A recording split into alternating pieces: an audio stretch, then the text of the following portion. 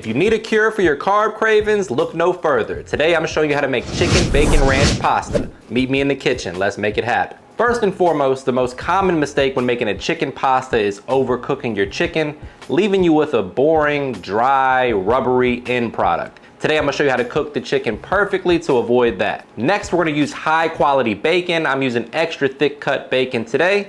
For the pork patrol out there, you can use beef bacon if you're not eating the pork, no big deal. Next up, we're gonna elevate the dish with some roasted garlic. 40 minutes of your time, you can do it in advance. It's gonna elevate your pastas, your garlic bread spreads, all that good stuff. You can't go wrong with some roasted garlic on hand. And last but not least, you always want to grate your own cheese. That's going to ensure that you avoid the anti-caking agents and things that can ruin your sauce. All right, my friends, enough running my big mouth. It's time to get to cooking. We're getting the party started with the chicken. We're going to do a real quick marinade. For that, I'm going in with about 3 tablespoons of good quality olive oil, followed by 2 tablespoons of ranch dressing. Again, this is a chicken bacon ranch recipe, right? We're also going to add a little bit of Hidden Valley ranch seasoning, about 2 teaspoons of that. Then we're gonna cover all of our flavor bases with my all-purpose seasoning. If you don't have that, guys, just use whatever your favorite all-purpose is, or a blend of salt and pepper, garlic, onion powder, things like that. It'll get the job done. Last but not least, we're gonna add some smoked paprika, both for flavor and a little bit of color. And I'm gonna get in there with my hands, massage that into the chicken, and let it marinate for 15 to 30 minutes or so. You really don't need it to marinate too long.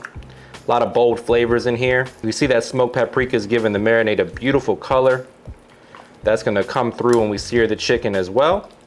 So today the pasta of choice is Cavatappi pasta. Honestly, you can use whatever pasta shape you like. This one in particular is a corkscrew shape. It's great for macaroni and cheese, pasta salad, and recipes like this one today. You just wanna make sure that you boil it per package instructions and always adequately salt your pasta water. One of my favorite ingredients to use for pastas is a nice shallot. It's in the onion family. It kind of grows like garlic though. It's a little bit milder in flavor than the onion, but it gets the job done the same. So if you have an onion, you can do that as well. Doesn't really make a huge difference in the recipe, but anytime you want to opt for something a little bit more subtle and mild in flavor, you can grab a shallot out of the pantry. All right, so with a recipe like this where you're actually utilizing the bacon fat, you want to start the bacon in a cold skillet. That way you have optimal rendering of the bacon fat. You can see I broke out my pig spatula for the pork patrol.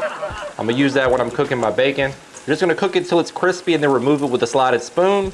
The house is smelling great. Folks upstairs are about to come downstairs and ask what's for dinner.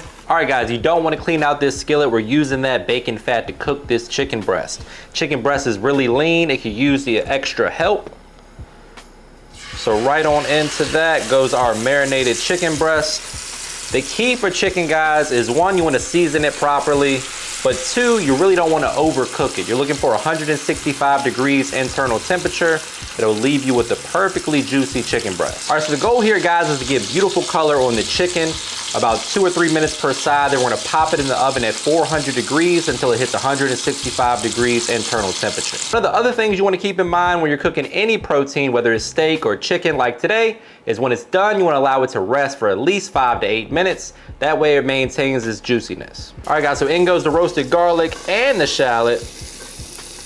Make sure we get all of that in there. The garlic is nice and tender, so you should be able to use the back of your spatula and just smash it like this. And it's just gonna emulsify right into the sauce. It's gonna kick the flavor up tremendously.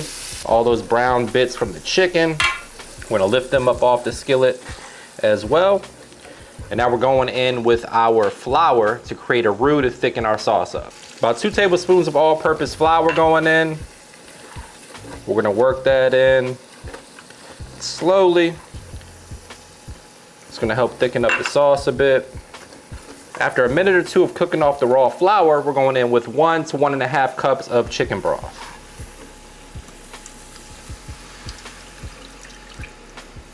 Bring that up to a boil, and then we're gonna add in our cream.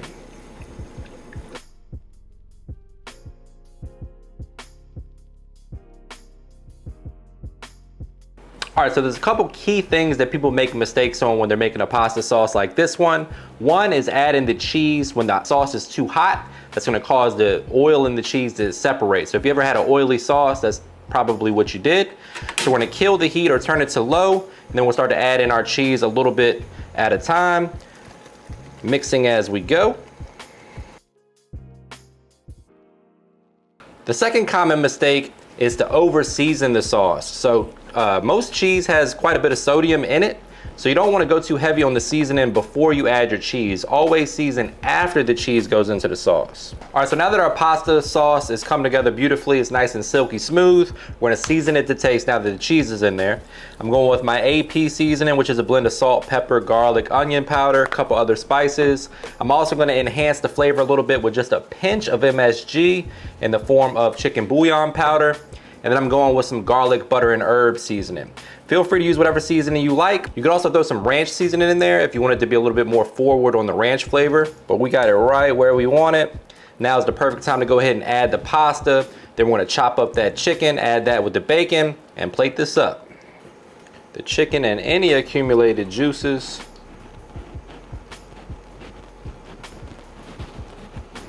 There we go. Now that, my friends, is chicken bacon ranch pasta. Hopefully it's not your first time hearing that sound this week. And this is the part where I say, brace yourself for a trademark money shot. Say it with me, guys. Looking good. The only thing left to do is to grab my fork and dig in for the taste test. But before we do that, please take a quick second to subscribe to the channel. Make sure you hit that bell to enable notifications as well. It's time for the moment of truth.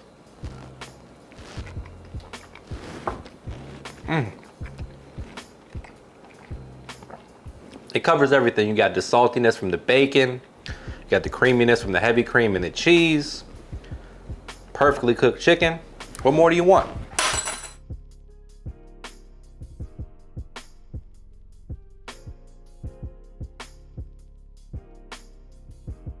Recipe to a great one. We're gonna get started with the roasted garlic. Good recipe to a great one. What did I? It's probably a little heavy. Oh, it's hot.